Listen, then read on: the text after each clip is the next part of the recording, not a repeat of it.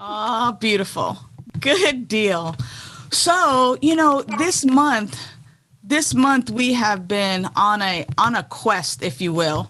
We've been on a mission. This month we've been embarking upon this journey, one journey, many paths. As we look at the overall yearly theme of timeless wisdom and evolutionary vision. And the timeless wisdom is that we are one, that there's one power, one presence, one life, and that we are a part of it, that it is living in, through, and as us. Yet we have somehow fallen asleep. We have forgotten. Here's the sign language for forgotten. It's almost like it erased from the brain. We have forgotten our spiritual truth. So the evolutionary vision is that we believe that the one God and the utmost God is the same God, is the indwelling power and presence. And last week, we had the opportunity to have Reverend Kevin share with us and have us move from the individual to the collective. Last week when he read the vision and mission, we actually started with the we version of it. And from the we version of it, then moved into the I version of it. And what that did for me, and what it did for many, as many of you have shared since then, is that it made us really look at the we, the collective community, that this is who we are. And because this is who we are, this is who I am. And as we begin to take a look at even moving further and deeper, we have this opportunity to check out the words of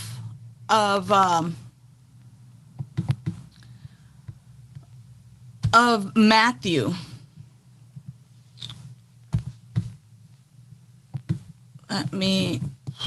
Okay, I'm having a time today. I'm having a time today. All right, there we go. Here is the words of scripture, which sometimes we refer to because we find usefulness in these words. Even though they were written so long ago, we find that when we actually look at them and actually begin to absorb what it is that they're saying for us, that we have great direction. Now, Matthew 23:37 through 39 says, "Thou shalt love the Lord thy God with all thy heart." So meaning love the infinite creator with all of your heart, with all of your soul, with all of your mind. This is the first and greatest commandment. And the second is like unto it. Thou shalt love thy neighbor as thyself. Thou shalt love thy neighbor as thyself. So first, in scripture, it's asking us to love the creative intelligence, that which has created us, to seek it out, to know it as our very own life. And then the second commandment is to love thy neighbor as you love yourself. Wow. Isn't it interesting that our vision and mission sounds very similar? By valuing and empowering all, we inspire a fulfilling and joyous life. But yet, maybe some of us were kind of having some twitches because I'm talking about the Bible today. And it's like, whoa, not the Bible. Yes. And that from those ancient wisdom texts, that we are actually, like so gung-ho on our vision and mission, and it sounds beautiful, and yet sometimes we get that little bit of like, okay, don't go there. But we do go there because we utilize all written word. All written word has the beauty and the divine guidance if we indeed seek it. So what is that for us to be engage in spiritual practice and to love God, to love good, to love indwelling presence, that indwelling spirit? And then the second commandment, the second command, the second order, the next purpose, the next thing that we are to do is to love our neighbor as ourselves. Now you might think, who is my neighbor? Who is my neighbor? Well, we can take a look right here, even on Zoom. If you look at the square,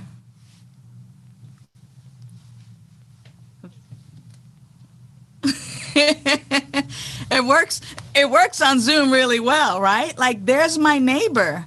That's my neighbor today. And sometimes when people turn their screen off and turn their screen back on, they're in a new location and you're taking a look at who's around you.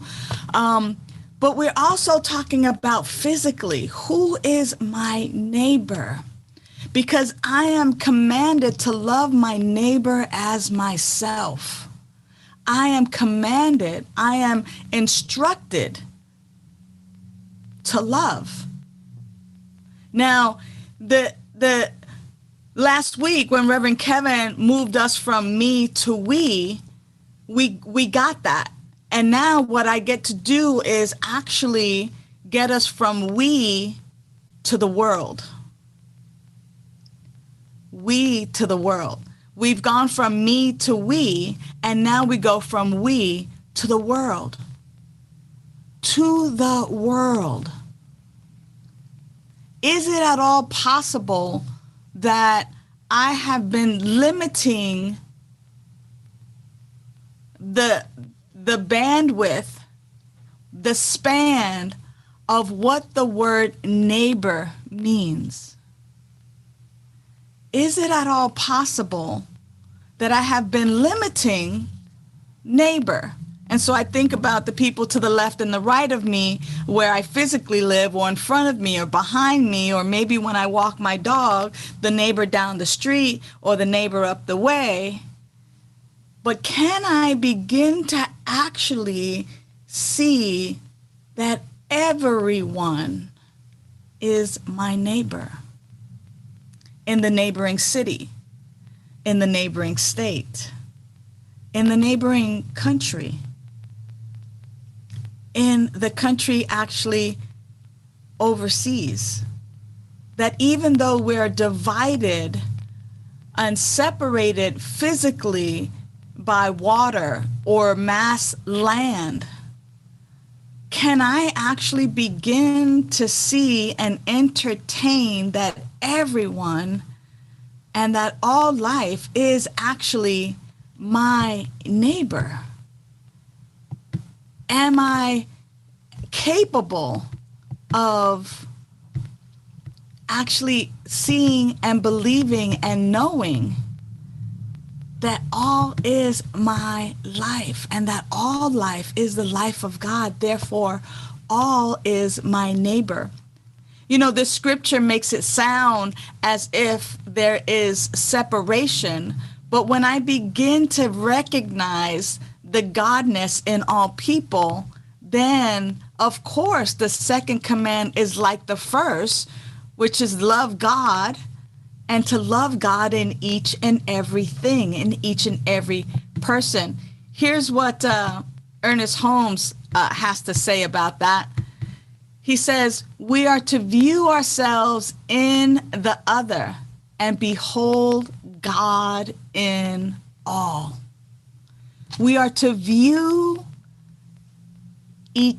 ourselves in each other and behold God in all. When you realize love as the great harmony, then you shall sing the praises of God. You see, here Ernest Holmes is instructing us to view each other and to see each other and to see God in, through, and as all people. So when Matthew speaks of, I'm to love God with all of my being, with my mind, my soul, my heart, and the second command is like unto it, then of course the second command is like repeat number one. Repeat it, because it is indeed the same, that there is no thing that separates our life from the life of God. But if that's our truth, then it's the truth for each and every one of us. So when we actually behold one another, we're actually beholding the beautiful, unique, unrepeatable way that God is showing up in human form. We're actually beholding the beautiful and magnificent way that God is expressing itself in, through, and as nature, in, through, and as art, in, through, and as one another. What does that mean for you? I'm going to open up the microphones and give you an opportunity to just kind of tell me where you are with that. Look, I don't see any youngins here today. So I want to believe that this is not the first time you've heard this, but this is the first time today that you've heard this. So how is this landing for you? What is the impact that this simple message is beginning to bring to you on this particular day, on February the 21st, 2021? Like, what does this mean for you today? And how does this impact your life? Like, how are you going to utilize this information to inform you for your living, for your loving, for your success? I want to open it up. Who is moved to share? Don't be shy, and don't all jump in at once. I know you all do.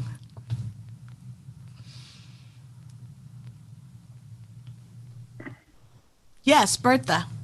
I just love the statement, love you as the great harmony.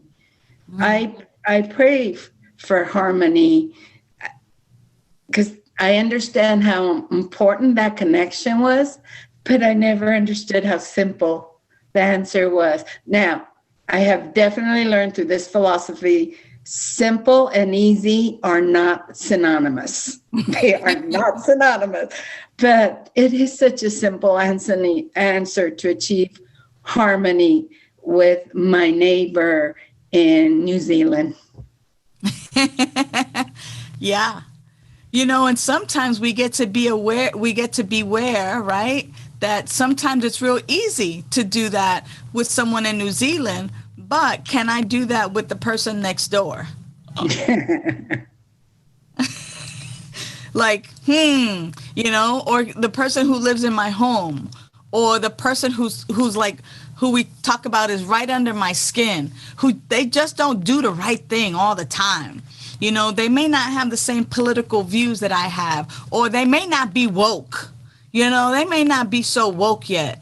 Yeah, go ahead, Bertha. There's more. Yes, because I just realized I can see my siblings as my neighbor. Yeah. And love them in that way, which is a whole different way of connecting with them, which will bring harmony to the family. That's beautiful, because then we get to stop saying, yeah, but you don't know my sister. Exactly, because that came in my head. That's been our ongoing joke. Like, we can love and love and love. Yeah, but you don't know my sister.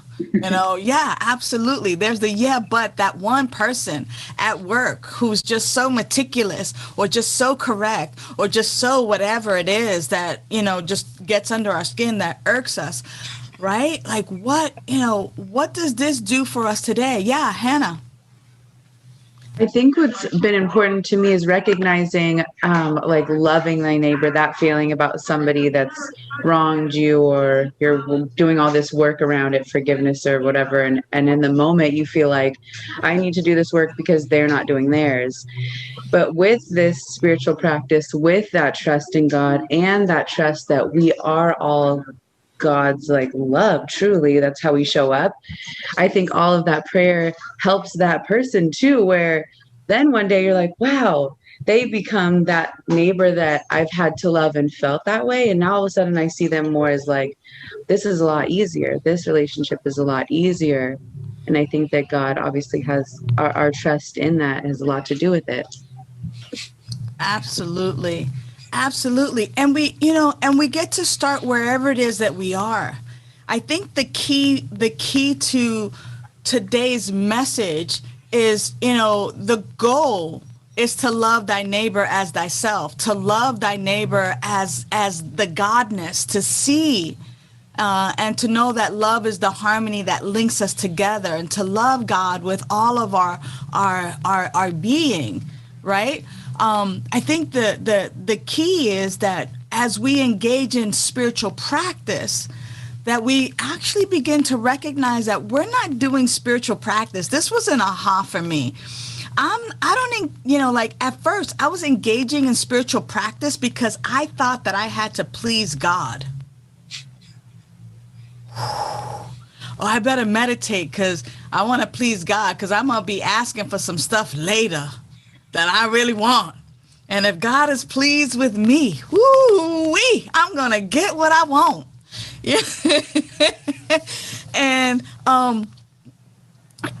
what I first had to really recognize and realize was that I do not engage in spiritual practice to be pleasing unto a deity or a power outside of myself. My spiritual practice, beloveds, and I encourage you that your spiritual practice is so that you get to know the indwelling presence that is your life, that is God itself. Whew! The reason to engage in spiritual practice, again, is to recognize and to know for yourself the indwelling godness, the indwelling presence of living spirit, that you recognize that for yourself, and that you recognize that it is living you. It is breathing you. It is beating your heart. It is digesting your food. That infinite intelligence is right where you are. And our spiritual practice is not about pleasing anybody. It is about your opportunity to get to know this indwelling presence as your very life. Because then, as you know this indwelling presence as your very life, then it's so easy then to recognize that this power, this presence, this life is that same indwelling power and presence that is in the lives of all people, all animals, nature. Everything has this indwelling presence. Therefore, of course, when I recognize that this indwelling presence and power, not only do I love God, but I love myself, because I am the vessel and the vehicle in which God has its hands and feet on this planet, that God gets to have its action in motion. And so as the vessel that is carrying this power and presence, am I using my hands, my mind, my voice, my actions for good? Am I using it to wake up folks, to wake myself up, to remind myself, to remind others of their truth as well? That is the power of this message today. Because I love God, I love myself, I love my neighbor as I love myself, because what I know about myself is that I am the vessel in which this godness is having its way on the planet. That is my purpose. That is our purpose, is to recognize this for ourselves and to then do amazing things in the world. Today in our midst, in our presence, we have so many folks doing those kinds of things. Just shout out, I'll call you out. We have an amazing artist among us, Shauna McNamara, right? Who uses her godness and channels that godness and puts it on canvas, and just look at that artwork.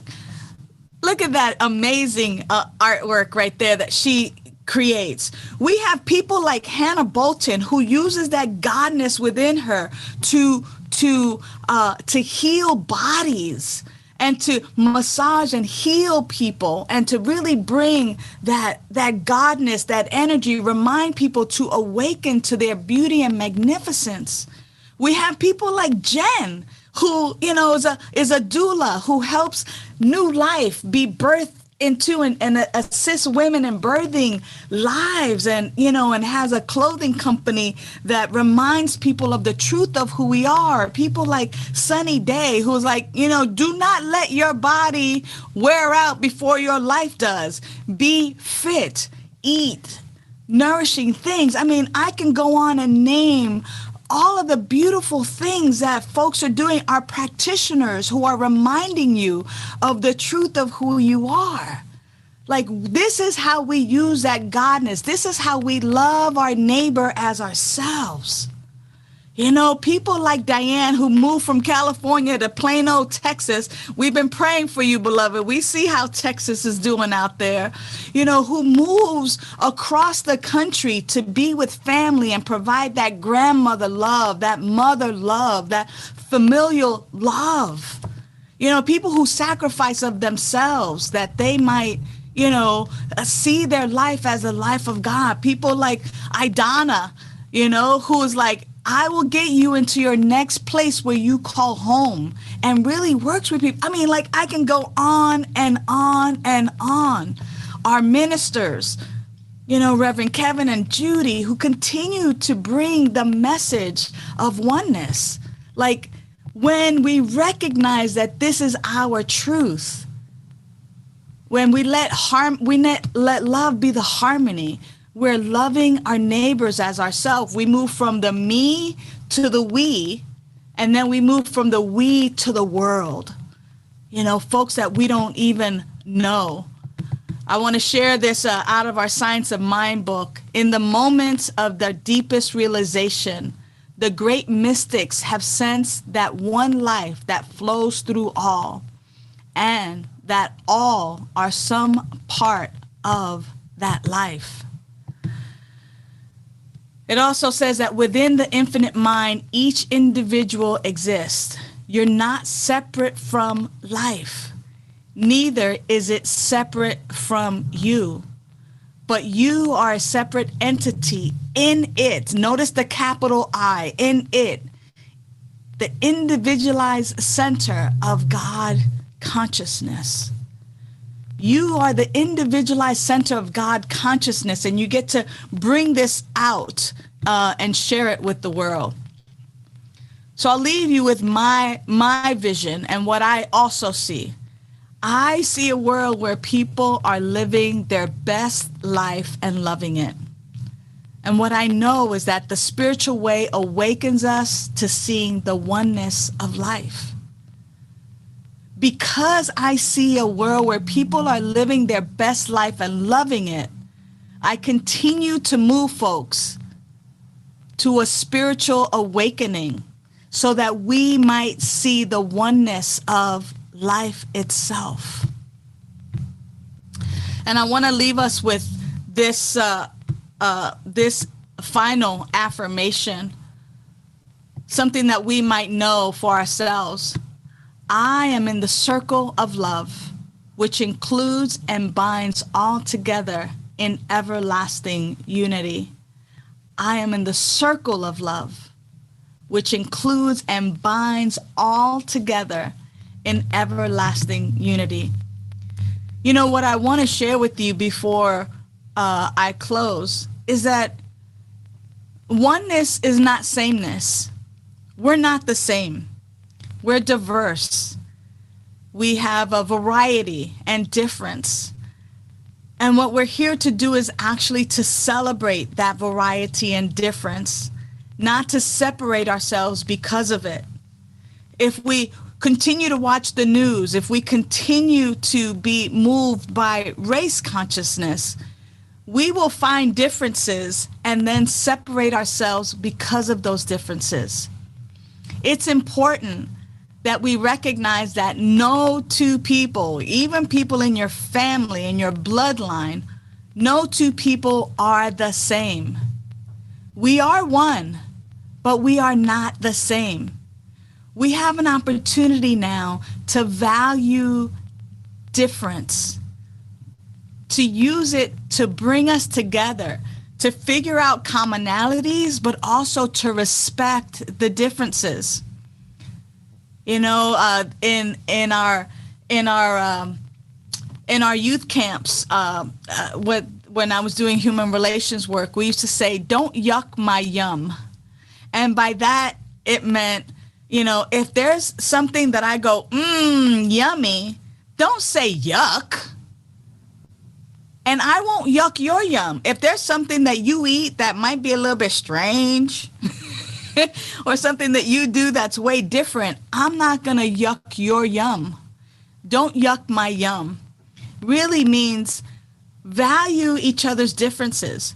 See the differences. Don't separate yourself from others because of these differences, but learn the value of these differences. This, beloved, is loving our neighbors as ourselves. This is recognizing that right where our neighbor is, anywhere in the world, whether it's a bird, a cat, a dog, a four-legged, a flying creature, a fish in the sea, whether it's our two-legged neighbors next to us or anywhere in the world, what we get to recognize is that indwelling spirit right where they are. And we get to lift it up and value it. Because by valuing and empowering all, we inspire a fulfilling and joyous life. I see a world where each of us is living our best life and loving it. And the way there is through our spiritual path. It may be an individual spiritual path, but you must commit to your spiritual path so that together we see this world. Know that you are loved and valued. I love you so much. That's my message for today.